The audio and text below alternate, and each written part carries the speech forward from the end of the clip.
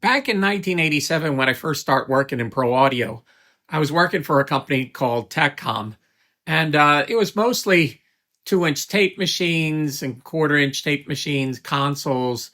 I mean, it was truly a pro audio store, but they were doing MIDI stuff too, and that's how I kind of got my foot in the door. I transferred a library from an emulator to a S950 or S900. I forgot which one. But when I first started working there, they didn't really have a lot of MIDI gear. And as time went on, we started getting more and more keyboards and getting more and more rack gear. We had Roland and Oberheim and Akai. And so we had a pretty good amount.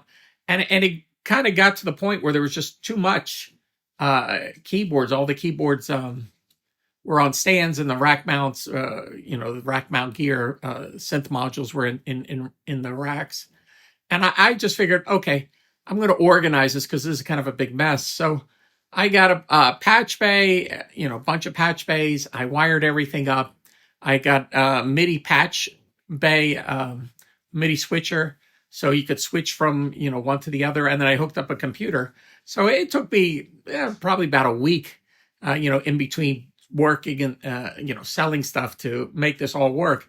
So I got it all nice and tidy, and it cost the company a little bit of money for all the patch bays and that I had. But it was only me and another salesman, and the other salesman was kind of an older gentleman, and he really didn't like complicated things. So once I got it all up and running, and I thought it would be very cool to show people, here's a computer, here's I could send out a MIDI signal to this, comes up on this little mini mixer, where I could patch it in. I could show them how to patch. I think I was off one day, and I came back, and I saw cables laying across the showroom floor, and I was like, what's going on here? So I went and talked to the other sales guy, and he said, he said, it was nice what you did, but this is so much simpler. And what he did is, whenever he wanted to demo a keyboard, he just ran two quarter-inch cables over to the keyboard, and that was it. And, that went into a mixer, and that's how he did it. So if you wanted to try different keyboards, he just unplugged the keyboard and plugged into a different keyboard. So he bypassed my whole system of me doing things, and eventually he just unplugged everything, and it just didn't work. And all the work that I put into it never happened.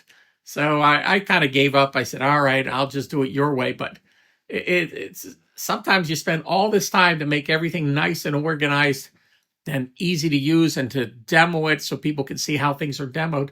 And then you got another sales guy who just does not want to do it that way. And he prefers to do it this way. And that's the way it's going to be done. So that's my keyboard story, a keyboard demo story for the day.